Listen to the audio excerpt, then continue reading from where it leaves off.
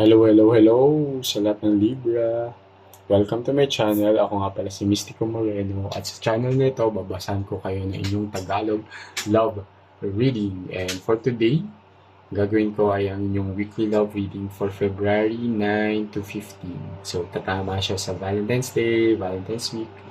So, let's see. Ano bang kaganapan sa lahat ng Libra? Okay. So, nag-shuffle ko naman itong oracle deck na to, pero balasahin ko lang ulit.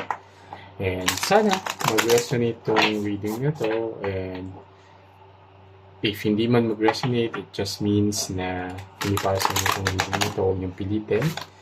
Diba? And dahil collective reading to, it may or may not resonate sa inyo. So, kung gusto niyo ng personal reading, message niyo lang ako sa email ko na nasa description box below. Okay? Sige, dahil sa bear ngayon, bunutin ko ang second card. Keep going, don't give up. Okay, o huwag ka daw bibigay. Lalo na pagdating sa pag-ibig. So, ano mang pinagdadaanan mo ngayon, very straightforward naman yung sinasabi ni universe na huwag kang bibitiw bigla. Okay, higpitan mo yung kapit. Okay, so and yan, kaya mo yan. Tingnan natin yung detalye. So, ano bang kaganapan ngayon sa life mo? Bakit sinasabi ni universe na huwag kang give up? Okay? Lalo na when it comes to love. Kasi mamaya, ay, sige, medyo nafe-feel ko naman na ano yung magiging reading niya. Pero syempre, ito. And habang binabalasa ko, supportahan niyo naman po ang aking channel by liking this video and subscribing to my channel. Share niyo na rin yung video sa iba pang Libra para mabigyan din sila ng guidance, and comment na rin kayo sa baba kung nag-resonate tong reading na to. Okay, second card, then 8 of Wands, 2 of Wands, the Hermit, 3 of Cups, 9 of Wands, 5 of Pentacles, 4 of Pentacles,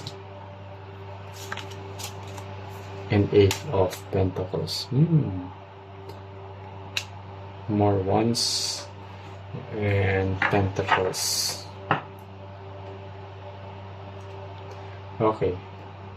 So, there's a strong Virgo energy sa reading na to. So, pwedeng yung person mo ay isang Virgo, and meron din mga fire signs and earth signs. Pero, strongest yung Virgo. Doesn't have to, pero yun lang yung nasasagot ng reading na to. Okay? And then, pick ko na lang din yung advice ng the universe kaya hindi ko na siya bubuksan. Tingnan natin. Second card. Okay, so nagsimula siya sa 8 of Wands and nag-end sa 8 of Pentacles. So, pwedeng 8 is a significant number sa inyo. Baka may makita kayo na 88, ayan, or favorite number niyo pala yung 8, diba? Okay, or nagre-resonate sa inyo ang August 8. But anyway,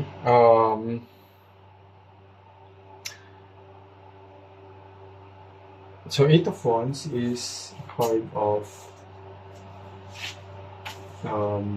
progress and some kind of excitement. So something exciting is coming this week of Valentine's, and meron kayong decision na kailangan gawin, or may parang meron kang iti-take na risk this week. Okay? Pero, kaya parang pag-iisipan mo siya na mabuti, magre-reflect ka, pag ninilay-nilayan mo siya talaga, dahil medyo kailangan siya ng matinding pagninilay-nilay bago gawan ng action. Okay? Dahil yung gusto mong gawin is something. So because Three of Cups is a card of friendship. I guess pwedeng ikaw to yung person mo, pero mas na-feel ko na ikaw na parang may gusto kong aminin sa kaibigan mo na yung may na-feel ka towards your friend, pero kailangan mo ang pagnilay-nilayan pa ng mas maigi kung sasalin mo siya sa kanya at kailangan may decision ka na gagawin. And nakita mo naman dito parang, ayun nga, parang nahihiya siya. Ito, si Nine of Wands. Although si Nine of Wands is a card of hope and determination. So, you're really hoping na mangyari ito. Pero parang maunahan ka ng hiya. Kaya, in the end, parang hindi mo na lang siya gagawin. Okay? And as shown here by the Five of Pentacles, which is a card of parang isolation. Parang hindi mo na siya itutuloy. Parang isasarilin mo na lang siya. Di ba? Pero kasi, and yun, iaangat mo yung boundaries mo pa. Alam mo yung walls mo pa lalo na parang ay, wag na nga. Parang baka may alam mo yun, natatakot ka na baka masira yung friendship mo. Dahil nga kapag umamin ka, baka biglang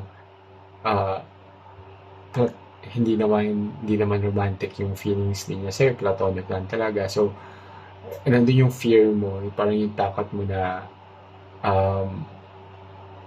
one, mapapahiya ka, parang ganun yung na-feel mo. Two, na parang siyempre masasaktan ka dahil hindi siya ma-reciprocate.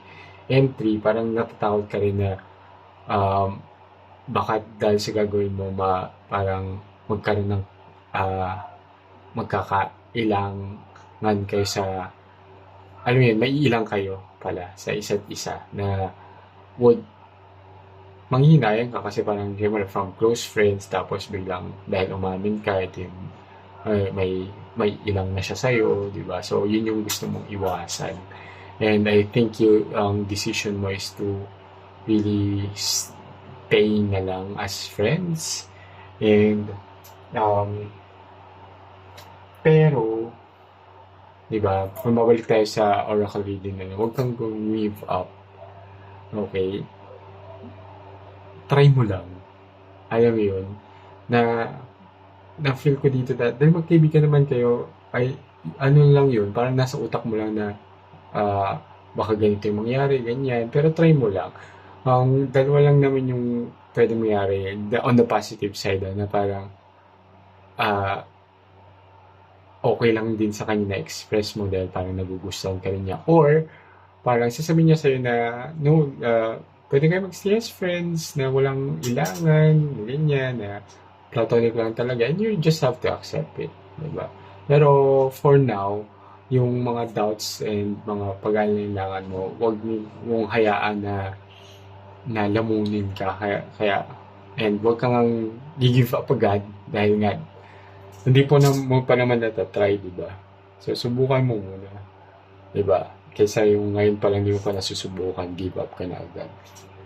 Kasi lumabas si Eight of Pentacles, and Eight of Pentacles is a card of accomplishment. So, may kahihinatnan naman yung gagawin mo. And malalaman mo nga, diba, yung sagot.